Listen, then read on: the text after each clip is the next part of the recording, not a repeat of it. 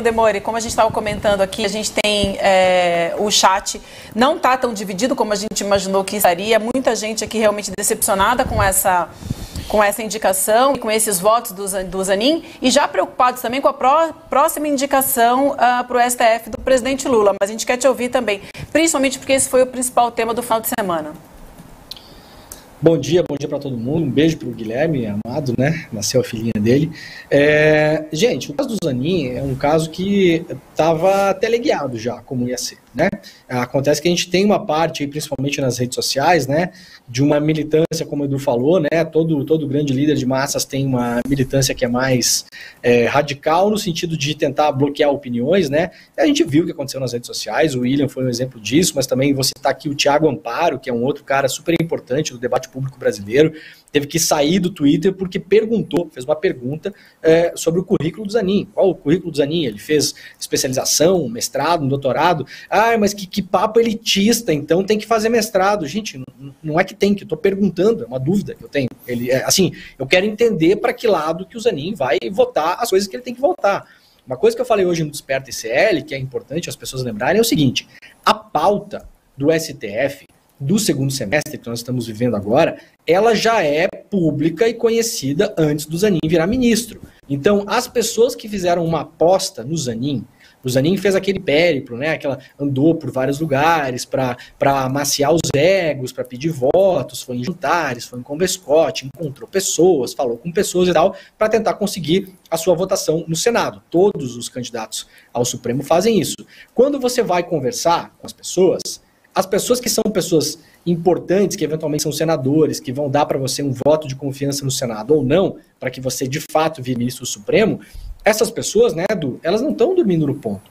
O Zanin foi vivamente elogiado por... Atenção, audiência, tá bom? Atenção. E depois eu vou falar uma outra coisa importante. Mas olha aqui, o Zanin foi vivamente elogiado por Flávio Bolsonaro, Silas Malafaia e Damares Alves.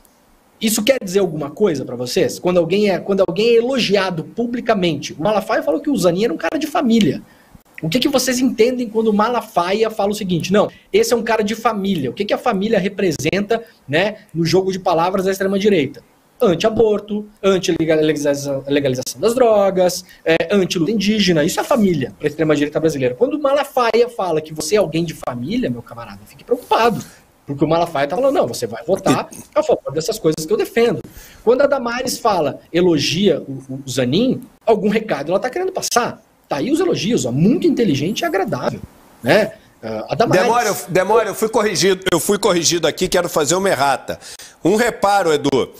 Zanin tem votado à direita de Cássio e Mendonça, que eu falei aqui de votações. E aí, duas coisas que eu falei. No caso de dar poder para a polícia das guardas municipais, tanto Cássio quanto Mendonça votaram contra.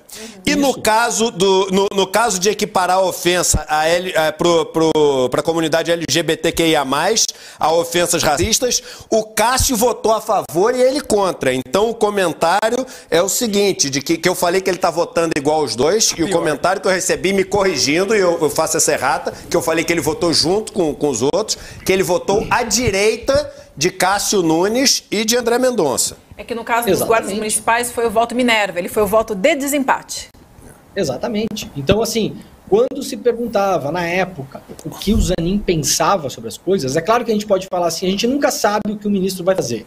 Isso é uma ponderação que eu quero fazer aqui, né? Como se diz muitas vezes, né? A gente não precisa ficar provando que é independente para ficar criticando tudo e nem ficar provando o contrário para ficar passando a mão em cima de tudo. As coisas têm uma ponderação. O Zanin vai ter 30 anos pela frente no STF.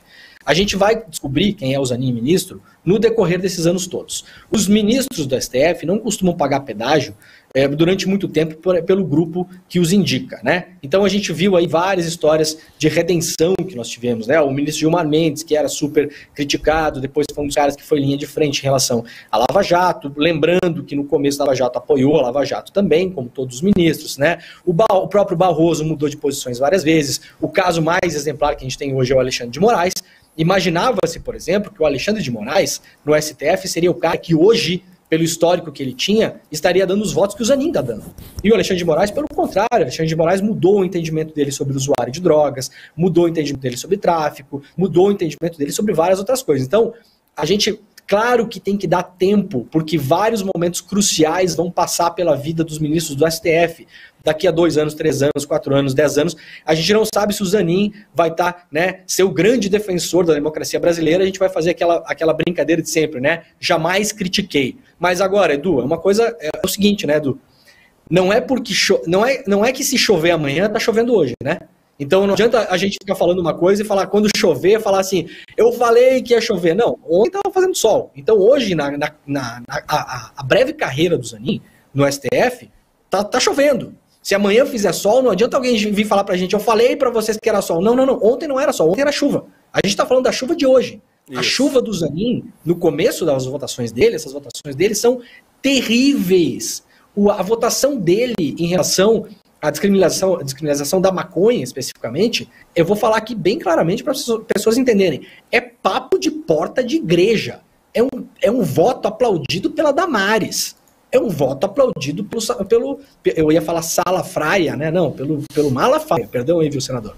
Acontece às vezes. Então, Edu, você acha que o Malafaia não estava ligado na pauta do STF? Esses caras são bobos, mas não são tão bobos quanto a gente imagina. Você acha que a Damares não sabe que no próximo semestre o STF vai enfrentar esse tema?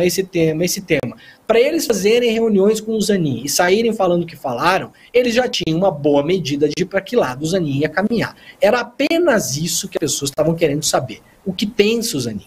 Qual o currículo dele? Falamos aqui no CL várias vezes, é péssimo para a imagem do governo o Lula indicar o próprio advogado. Aí muita gente falou, mas isso não é discutido, a decisão é do Lula. Bom, falar que a decisão do Lula é uma coisa meio teutológica, né? É óbvio que a decisão do Lula de quem seria minha? Não, a decisão é do presidente, isso não diz nada.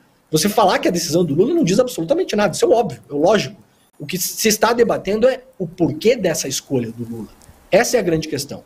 Né? Então, então, assim, a gente coloca na perspectiva do que está acontecendo agora. E aí, por último, para a gente fazer uma reflexão juntos também. Todo mundo que está assistindo isso aqui é uma conversa de reflexão.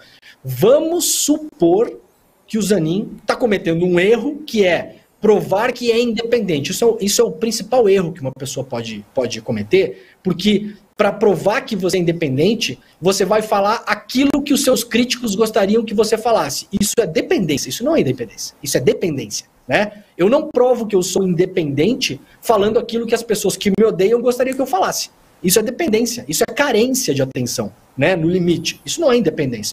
Independência é falar o que você acha que tem que ser falado, independentemente do que as pessoas vão dizer sobre aquilo. Agora, vamos supor, o Zanin está fazendo isso para provar que ele é independente da esquerda, que ele não é alinhado. Bom, então o Zanin está fazendo um teatro com indígenas, com jovens negros e com jovens ponto. Né? Então, essas pessoas, ponto. É em cima dessas pessoas que os votos deles está pisando, né? Essas pessoas estão servindo de manobra política, nessa hipótese, para o Zanin fazer esse teatro, e quem vai sofrer com isso são jovens, negros, periféricos, pobres, de baixo estudo, de baixo poder aquisitivo, que moram em periferias, que são presos por conta de drogas, e indígenas. Essa galera está sendo feita de massa de manobra nessa hipótese, nesse caso. Então, Edu, não tem salvação. Começou, como eu brinquei no programa de hoje, o Zanin começou com o pé direito, literalmente.